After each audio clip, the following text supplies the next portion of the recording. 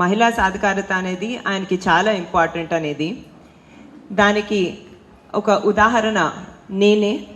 నాకు పెళ్ళైనప్పుడు నా వయసు చాలా చిన్న వయసు అండి, నేను 19 సంవత్సరాలే. అయినా నేను నా కళలో విజయం సాధించాలని ఆయన ఎప్పుడూ నన్ను ఎంకరేజ్ చేసేవారు. నేను పై చదువులు చదవటానికి అమెరికాకి వెళ్ళటానికి ఎంతో ఎంకరేజ్ చేశారు. ఒకసారి కాదు 2 సార్లు వెళ్ళాను పెళ్ళైన తర్వాత నేను అమెరికాకి పై చదువుల కోసం. అదే కాకుండా బయటకు వెళ్ళి వేరే కంపెనీల్లో వేరే పరిశ్రమల్లో పని చేయాలన్నా కూడా ఆ ఎక్స్పోజర్ కోసం కూడా చాలా సపోర్ట్ చేశారు. ఈరోజు నేను హెరిటేజ్ ఫుడ్స్ ఎగ్జిక్యూటివ్ డైరెక్టర్గా కంపెనీని నడుపుకెళ్తున్నానంటే, అదే కాకుండా ఎన్టీఆర్ ట్రస్ట్ ద్వారా మన ఇండో అమెరికన్ క్యాన్సర్ హాస్పిటల్ ద్వారా సేవా కార్యక్రమాలు చేయగలుగుతున్నానంటే అది కేవలం నారా లోకేష్ గారి సపోర్ట్ వల్లనే.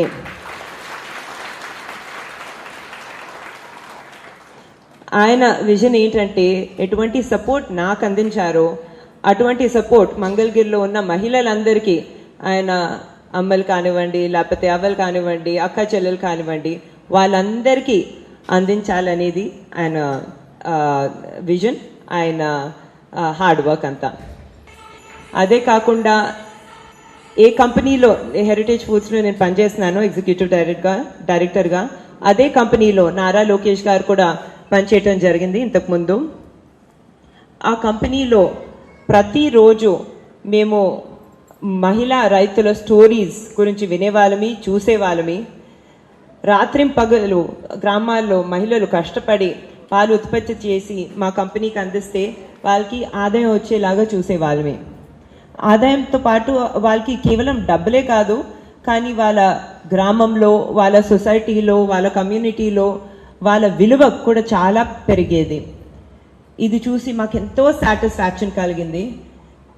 మేము కూడా ముందు ఏం చేసినా కూడా మహిళల మీద ఒక పాజిటివ్ ఇంపాక్ట్ ఉండాలి, మహిళలకి ఒక ఆదాయం వచ్చేలా చూడాలి అని అప్పుడే మేము డిసైడ్ అయిపోయాము.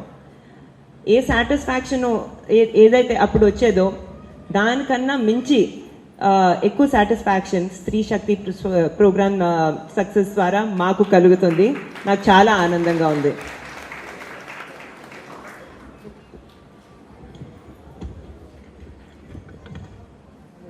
ఇప్పుడు లోకేష్ గారి విజన్ ఏంటంటే, మంగళగిరిలో ఉన్న ప్రతి మహిళ తన కాళ్ళ మీద తన నిలబడాలి.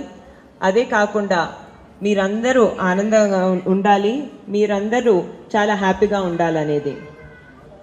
కానీ ఇప్పుడు 2019 ఎలక్షన్ గురించి మాట్లాడాలంటే మీకు అందరు తెలిసిందే, లోకేష్ గారు ఓటమి ఎదుర్కొన్నారు మన మంగళగిరిలో.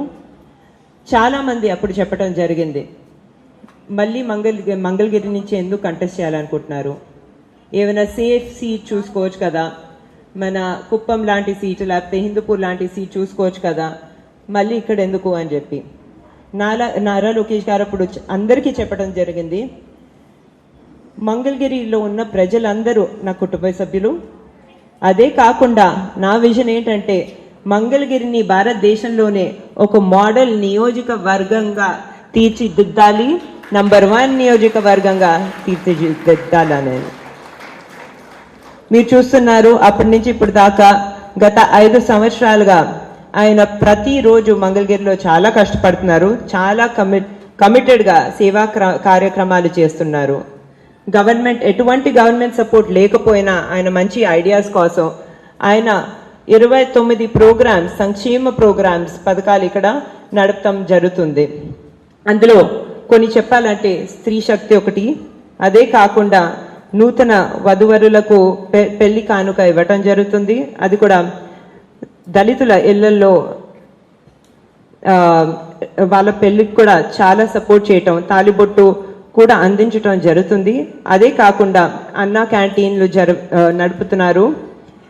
ఎన్టీఆర్ సంజీవిని క్లినిక్స్ ద్వారా ఉచిత వైద్య సేవలు ఇవ్వటం జరుగుతుంది. లక్ష్మీ నరసింహ స్వర్ణకారుల సంక్షేమ సంఘం ద్వారా ఎంతో చేయటం జరుగుతుంది. నేను చెప్తూ పోతే ఎన్నో ప్రోగ్రామ్స్ ఉన్నాయి ఏదైతే ఆయన ఇక్కడ నడుపుతున్నారు. కానీ లోకేష్ గారికి ఇంకా నా మనసుకి అన్నిటికన్నా దగ్గరైన ప్రోగ్రామ్ స్త్రీ శక్తి అనే ఈ ప్రోగ్రామ్.